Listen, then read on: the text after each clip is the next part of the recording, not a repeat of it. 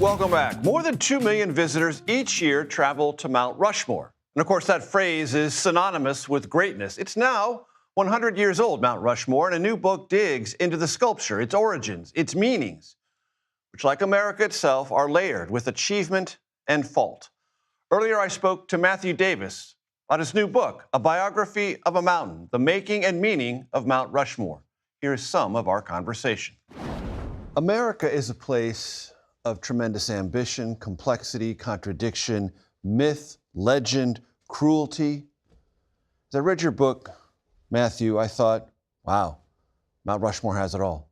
Yeah, it does. And that's what really interested me about writing it. I felt when I was researching it that Mount Rushmore really is at the center of all those myths you just described, our westward push, our really fraught relationships with Native communities, our search for gold, the way that democracy, liberty, freedom have sort of been embodied in our blood, but also at Mount Rushmore.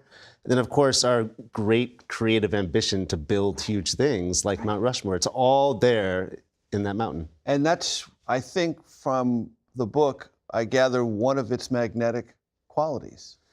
I think it is. Yeah, I mean, it's what drew me there. It's what draws millions of people there. 2 million a year. Yeah, in excess of 2 million a year. Yeah. And it is, in part, something, even if you haven't been to, you feel like you know. But your book is like, no, there's so much more. Whether you go there or not, you need to know. Yeah. Fill in some of the blanks that people may not know, but need to know about Mount Rushmore. Well, first of all, writing a book is about something that people you think know, but they don't really know. Right. Reading a book about something that you think you know but you don't really know is one of my favorite things to do. So being able to write one was great. I think the first thing that many people don't know about Mount Rushmore, because it's so big, because it's so monumental, for lack of a better word, people assume that the federal government was behind it from the very beginning, when really my favorite part of the story is that the idea for Mount Rushmore was created by a state historian named Doane Robinson, who in the 1920s was really concerned about South Dakota's economy.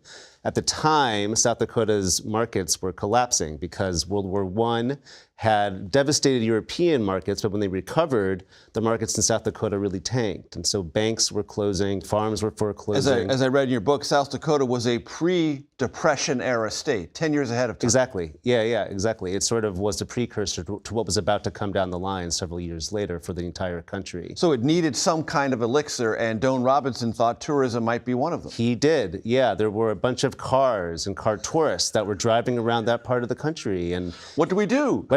He felt it would be a really great idea to carve sculptures into the Black Hills to attract these tourists that were moving around the state at the time. And so his idea was to create figures that were representative of the American West. But not the figures we see on Mount Rushmore. Not the figures we see at Mount Rushmore. And that's crucial to the story, because the idea that Doane Robinson had was really an economic idea. It was one of tourism. He wanted to diversify the economy.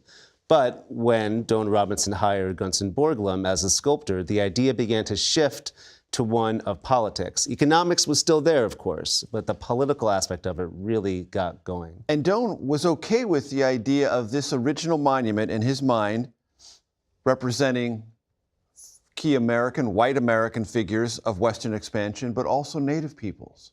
Well, Doane initially did want to have the Lakota leader Red Cloud, wanted to have Lewis and Clark, Custer, Sacagawea, who was the guide for Lewis and Clark.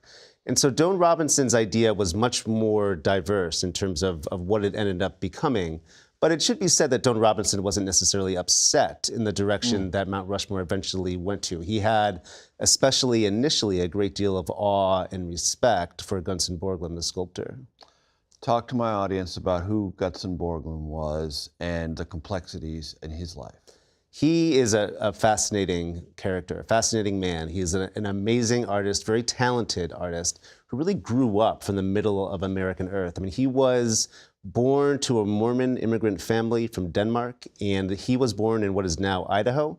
But as his family moved east, the polygamy that his father practiced became more illegal as they moved east. And so Gutzon Borglum, his birth mom was a woman named Christina Mickelson, and she was married to his father, but so was her sister. So the two sisters were married to the same man. Gutzon happened to be born to the younger of the two sisters. And when they came to the middle of the United States and that polygamy was illegal, they had to make a decision. And the decision was to ask Gutzon's mother to leave the family. And so when Gutzon was 5 years old, he said goodbye to his mother for the first time.